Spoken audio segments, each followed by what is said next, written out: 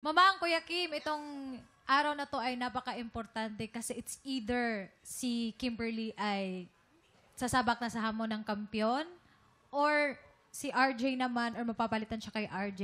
Though si RJ naman nakita ko na bumawi ka talaga at lumaban. Kayo pareho. So, good luck sa inyong dalawa at kung sino man yung mananalo, mas ipakita nyo pa sa amin kung ano yung kaya nyong gawin. Congrats. Maraming salamat. Parang wala akong nakuha ang clue doon sa sinabi ni Jessica. Oo Pero nga. Wala kang clue. walang clue. Sabi niya. Eto na. Kilalanin na natin ang ating kampiyon ngayon.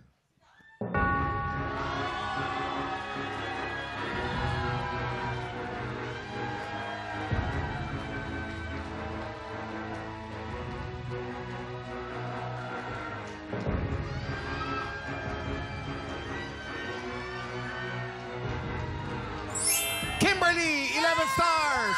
Congratulations!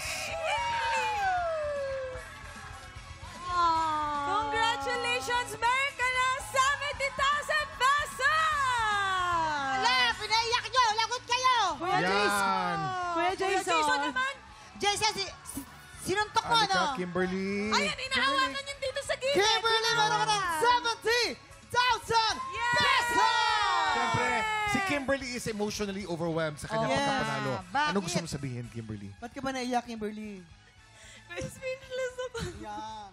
Sobrang na-overwhelm ako. Hindi madali makaabot sa 7 laban. Pero grabe, glory to God talaga. Yes!